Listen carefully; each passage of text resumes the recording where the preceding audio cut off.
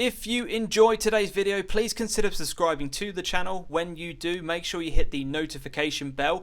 That means that you will be informed of when a new video has been released. If you would like to take that support one step further, you can do that via Patreon, which is an optional monthly service. You can donate money towards the channel, or you can go over to Ko-fi.com, and for the price of a coffee you can help donate towards the channel as well. Links for all of those will be in the description of the video, and without further ado, enjoy the video. Good morning, good afternoon, good evening, whenever you happen to be watching another video on the channel, and today it's a Q&A.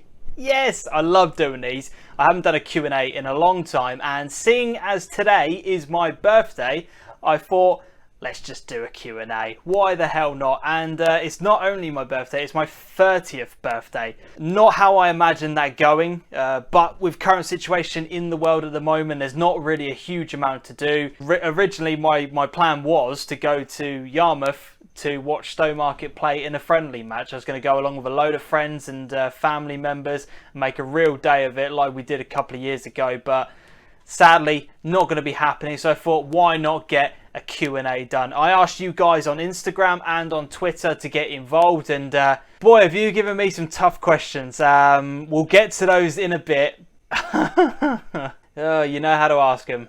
Let's get into it. Let's get into the Q&A. So Paul Granger asked favourite crisps and biscuit. Favourite biscuit's a ginger nut. That's not even a debate. Favourite crisps. Oh, favourite crisps. I would have to go for something quite boring like sour cream and chive Pringles. I'm not really, don't get me wrong, I like crisps, but I don't really have one that's like my favourite. So yeah, sour cream and chive Pringles. Alex Eggleton asked chocolate in the fridge or cupboard. Well, not a massive chocolate person, to be honest, but I've only ever known chocolate to be in a cupboard. I didn't really know people put it in the fridge, but is this like a controversial thing that I don't even know about and I've just massively dropped myself in it? But I'd have to say cupboard. Ben Durham, apologies James if you've already answered this before, but why the Miami Dolphins as your NFL side? Also The Rock or Stone Cold? Well, first of all, from a wrestling perspective, I don't watch wrestling. Got no time for it. It's fake. I just don't see the appeal. I get why other people like it, but for me, just not having it. From an NFL perspective, a friend of mine introduced me to the sport. I sat down and watched a few games, and I thought, I need to pick a team if I'm really going to get into this, and Miami were on TV. Ryan Tannehill was the quarterback at the time, and you know, I read a little bit about him that people didn't rate him, and I thought, oh, do you know what? I want to get behind this guy. I want to get behind this team. And so far, in the 5 years I've been watching Miami, we've only had one playoff appearance, and we got absolutely humiliated. So I sure know how to pick my teams. Rob Davies asked, when is it your round? When you decide to turn up to a non-league game, mate, that's when it's my round. My sister Holly asked, would you rather live in the shirt pocket of a sweaty giant or inside his shower drain?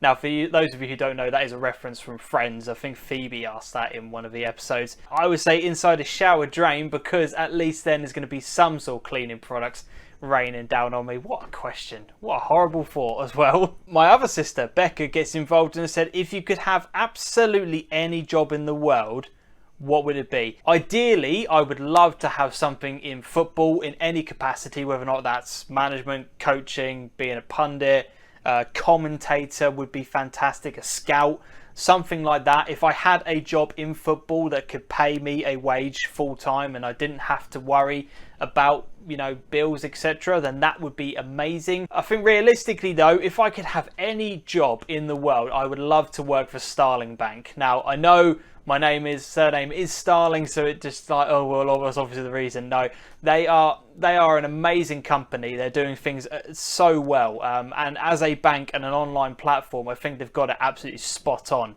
So they look like a really interesting company to work for. So that would be, ideally, that would be my dream job away from football. Coops2502 asks, how did you end up supporting Norwich in deepest Suffolk, and do you get much grief for it? Dad's a Norwich fan, took me to my first game when I was 5 years old. It was 1-1 against Tranmere. Rob Fleck scored. It was a Tuesday night game. I remember it very, very well. basically got hooked from then. He said, do you want to go back? We said yes, me and my brother, and we bought half season tickets, and that was it. We were hooked. The club did an amazing incentives to get kids into the ground, because this was at a point where we were getting sort of 14,000 fans. We weren't well supported back in the 90s. So it was good incentives. It got the kids in, and we've been hooked ever since. So that's why. Do I get much grief for it? In high school, yes, I got absolutely barrages of abuse, because I think majority of the time in the early noughties, it was either Norwich won or Ipswich won. Norwich won or Ipswich won. And if you won, it was a great day at school. If you lost, you didn't want to come in. Whereas nowadays, Ipswich have got nothing really to brag about. They bang on about their history, which I suppose when that is all you've got to talk about, then that is absolutely fair enough. But not really nowadays, because as I said, they really haven't got a leg to stand on when it comes to talking about football at the moment. Your all-time Norwich City 11. Oh, what a question. I actually didn't prepare for this. How bad is that? My goalkeeper would be Rob Green. He was absolutely outstanding for us. Easily the best goalkeeper I've seen. And then the back four would be Edworthy, Fleming, Mackay and Jury, all from that promotion winning season. I haven't seen any defenders that come anywhere near close to that collective unit, and they were brilliant. So I'm going to go for a midfield three of Johnny Howson, Gary Holt and Wes Hoolahan. That in itself is a brilliant midfield. And then this is where things get really tricky from an attacking perspective. Has to be Hucks on the left wing. Oh, this is tough. Dean Ashton's got to go in there. Dean Ashton has to go in there. So who else goes alongside him? Because right wingers, we've never really been blessed with right wingers.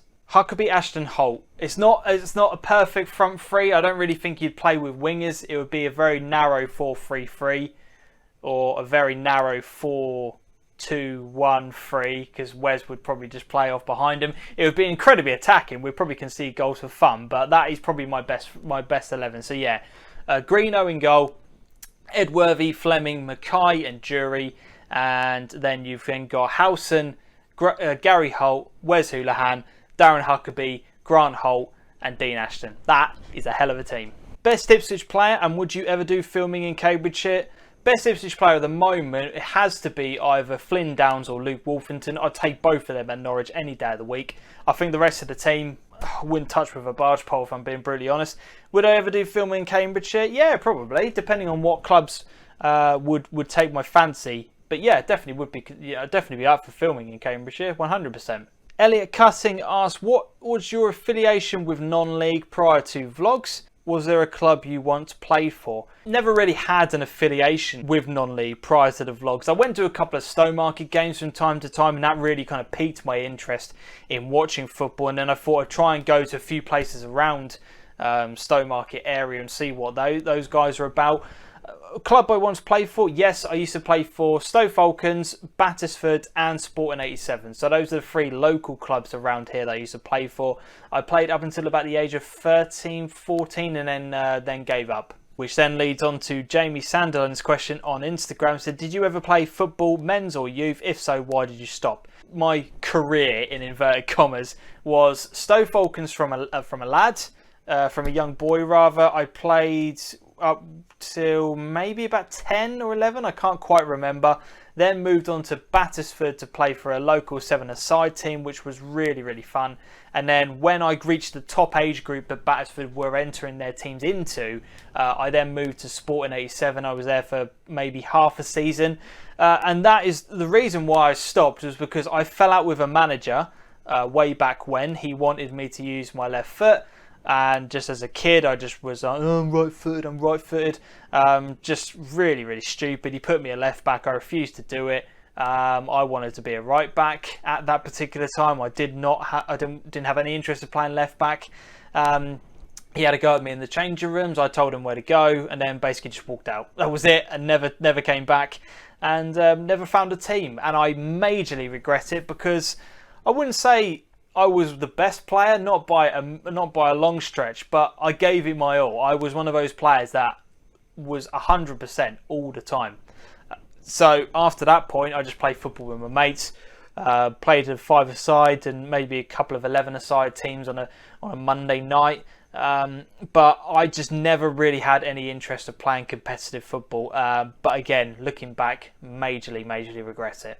Jamie also asked, would you progress what you were doing further up the pyramid if a club approached you? Yes, 100%. That is ultimately the main goal. I want to start earning some sort of money and a living, part-time or even full-time if possible. So if a club ever approached me, yes, I would 100% go. It's not even a question in my mind. This is what it's all leading up to. This is what I ultimately want. So yes, if there's anybody out there that wants to give me a shot, you know where to call. Glenn Dixon asks, why are fickle Ipswich fans celebrating Norwich getting relegated whilst they finish 11th in League One? Hashtag rent free. Well, Glenn, glad you said it and not me. Let them have it. Let them have it. At the end of the day, if your rivals get relegated, you are entitled to take the mick. But you are right, Ipswich fans and Ipswich as a club need to get their own house in order before they start looking about what's going on up the road. But, you know, from their perspective, they've got nothing to celebrate. Let them have it, as far as I'm concerned. Lau Moss, where did the good morning, good afternoon, good evening intro come from, and which legend composed your intro music in the videos? Well, the phrase actually comes from The Truman Show. It's a paraphrase of what he says in that, where he goes, in case I don't see you, good afternoon, good evening, and good night. So that was my own version of it. I used it in a couple of Football Manager videos. People seemed to like it, and it kind of stuck, really, and I've continued to use it, and I think it's good. Every YouTuber needs a hook and needs a catch line and a phrase that everyone really kind of associates them with. So I'm happy that that is my phrase. I absolutely love it and I own it 100%. Which legend composed the intro music? That would be Adam, the co-host. Adam is a man of many talents, and music being one of them. Yeah, he composed the intro music. Ben Moore asked, best Ipswich player in your lifetime, and what player from the SIL would make the step up to a higher league?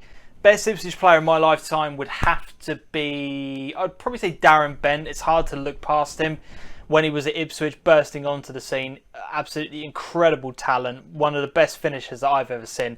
You know, he was frightening to play against at times, and luckily we didn't have to play him against him too many times before Ipswich sold him. What player from the SIL could make the step up? A lot of them, to be honest with you, mate. There's far too many to mention. I don't really think there's a massive difference between the Furlough None first and the SIL, so I think a lot of players could easily make the step up, and I think choose not to, and I think that's the important thing. They choose not to. Old Newton or Hawley? Oh, what a question. I can't answer that. I'm going to get my missus to. I can't answer this question. Old Newton or Hawley? Who do you prefer? Old Newton. There you go. Can't argue with the missus, can you? Ryan Owens, manager of Bacton, asked, what has been your best interview and why? That's a very easy answer for me. Nick Albans, when he was manager of Kesgrave after they got absolutely battered by Bacton. He gave the most frank and honest and open interview about how his team played. It was incredibly passionate. You could tell that he was hurting, and that was probably the most engagement I've had from a manager during an interview. It was unbelievable for me to be able to stand there and ask those questions where really I don't think he would have had a place to vent and put across these kind of thoughts and opinions, etc. So I'm glad I was there for that day. Obviously not from their result in terms of how they did, but from an interview perspective, it was absolutely incredible to watch. It really was. Yeah, Nick Albans for Kesgrave was been my best interview. Leo asks, what's your favourite SIL ground? Good question. Favourite SIL ground? Do you know what?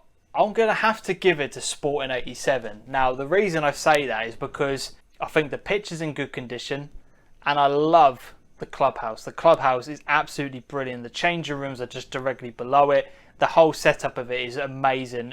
Yeah, I think they've got a really good setup over there, so I'm going to have to say Sporting 87. Favourite SIL game, asks Will Frost, has to be Bilston versus Old Newton from not this season but the one just before, when they were both chasing for promotion into the Senior League. It got very heated, very fiery, but it was a proper end-to-end competitive game. Easily, by far, the best game from the SIL that I've seen. Henley Athletic Twitter page asks, as is my birthday Friday, I'll ask one. A common question is which SIL clubs would do a job in the Furlough None? Let's flip it. Which Furlough None teams, if any, would struggle in the SIL Senior? I think really if you look at the Furlough None North, I would probably say anybody in the bottom half would probably struggle. I think there'd be a few teams in the top half of the division that wouldn't struggle, but they wouldn't find it as easy as they think they would do. So yeah, I'd probably say anybody in the bottom half would struggle, if I'm being brutally honest. Drew Kendall asks, apologies if this creates a bit of controversy, but if you could swap any professional team in England with one from the SIL, who would you pick and why? Who would I get rid of? If I had to pick one team to get rid of, I'd probably say Morecambe. I don't know why. I don't know. That's just the first name that kind of popped to my head. And who would I replace him with? Yeah, I'd probably say Henley. Don't really ask me why. I think that's probably just the first name that kind of popped to my head. Henley, I would say, yeah, let's go with Henley. Why not? Dean Cooper asks, who will be in the top 3 in the SIL Senior Division this season?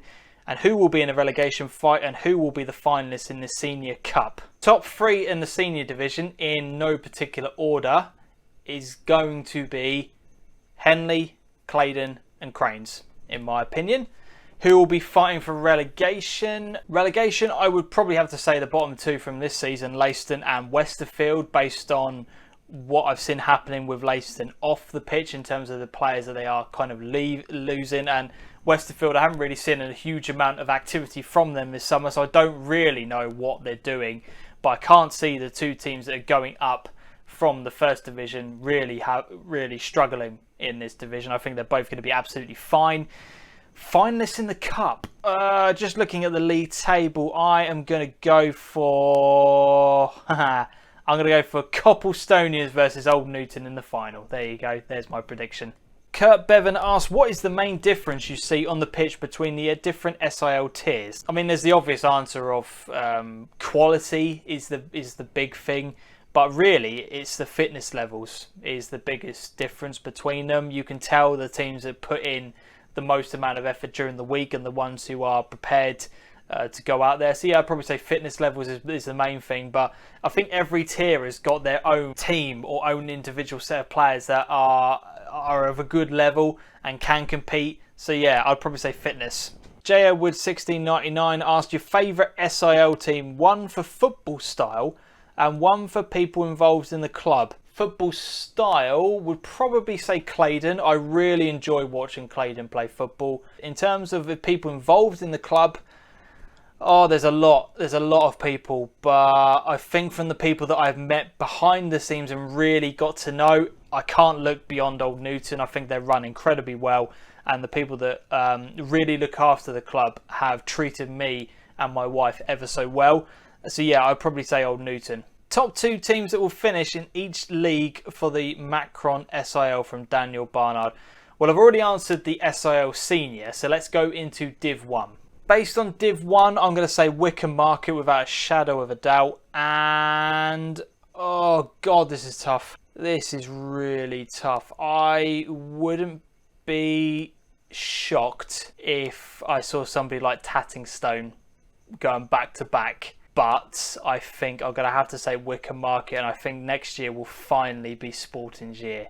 Let's get them into the Senior League. From Div 2's perspective, I can see Bramford Road, Old Boys and then Melton getting back-to-back promotions, being in the top 2 in that division. Let's have a look at Division 3. I don't really know from Division 3 because I think Kesgrave will be there and they will get promoted.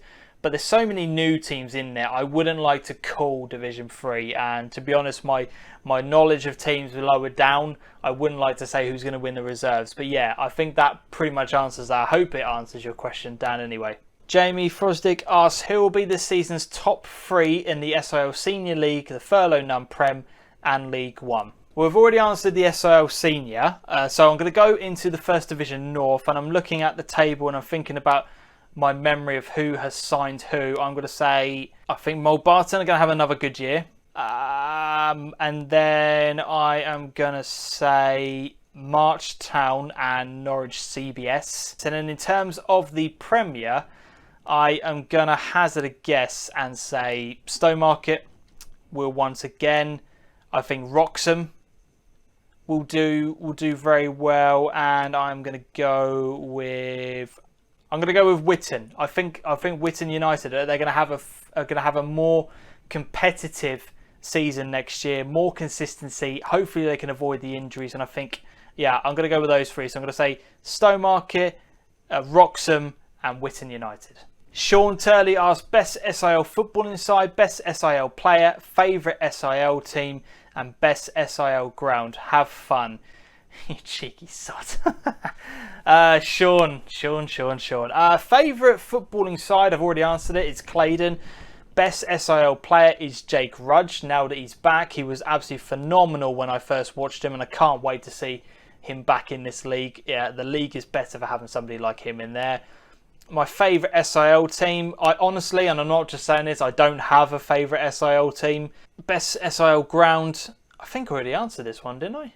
I think I've already answered it. Yeah, I have already answered it. Can't remember who I said though, but I have already answered it. Jack Warnock asks, where do you think top senior sides would finish in the Furlough None First Division, and what's your favourite SIL kit? Where do I think they would finish? I would probably say maybe 6th or 7th in the league. I think when you look at the cup competitions, the SIL teams really do put up a fight, and there's always an SIL team in the final. So I don't think any of our top senior division side would have any issues against half the teams in the Furlough Num. Favourite SIL kit? I am going to go for the Bramford Road Old Boys. I really like their kits. They're really smart, really well designed. The sponsors look clean on them, especially for the upcoming season. I think they're really nice. Best 11 in the SIL on games you have watched from Tackett Street BBOB. This is the question that I was absolutely dreading answering. However, I do have an answer, and here it is.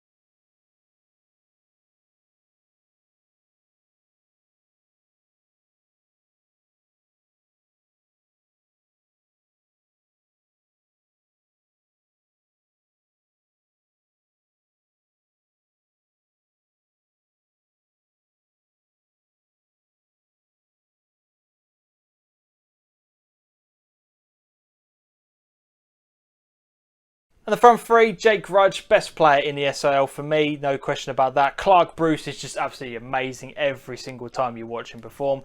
He's just incredible, very vocal, very vocal, but he gets the best out of other people and he demands the ball, craves the ball, and it's just a brilliant player. And James plays for Cranes. I've only seen Cranes a couple of times, but James has just been absolutely superb in every single time I've seen him. Really impressed with him. I think that's a pretty good 1 to 11, but what I want you guys to do is leave me your SIL 1 to 11 down in the comment section. Get involved. My question, will you look at what reserve teams have to bring to the party next season, or are you just going to be focusing on the big boys? You have a great reach out there, and I think you really help second string sides. Yeah, I agree with that. I will be looking to do reserve football, but if I'm being completely open and honest and transparent with you guys, reserve football will be something I do if we get a full season. If we are half a season, then no. If I'm being completely honest with you, because there's going to be a lower amount of games that I can bring you, and I want to be able to bring you the best and the most kind of wide-reaching audience I possibly can, and I want to be able to cover more Division 2 and Division 3 games next season. And remember, I say this to everyone, and I think 99% of people understand, there is one of me, there is hundreds of you, and there are thousands of people involved in these clubs. So I will go to where I can do, but yes, reserve football is something I'm looking to bring to the party at some point. Bournevale Reserves also asked, do you plan to shine some light on teams lower down in the SL system? Yes, again, I think my plan for next year is to cover Div 2 and Div 3 in a lot more detail. There is some fantastic teams down at that level, and that is my plan moving forward into the season. So there you go, that is the Q&A over and done with. I hope you've enjoyed those answers. Please don't give me too much abuse if there's any questions in there that you're not happy with. Just remember, it's all a bit of fun, it's all a bit of light-hearted humour, don't take things too seriously, blah blah blah blah. But I hope you've enjoyed it. It's been really nice. I haven't done a Q&A in a long time, and it felt good. A lot of SIL questions in there. I kind of expected it, but I didn't realise how much my audience care about the SIL. I knew that you guys liked your non-league football, but SIL really is the lifeblood of this channel. It really, really is. Hopefully, if we do one of these again, there'll be more questions. And I know this is really self-involved, but more questions around me.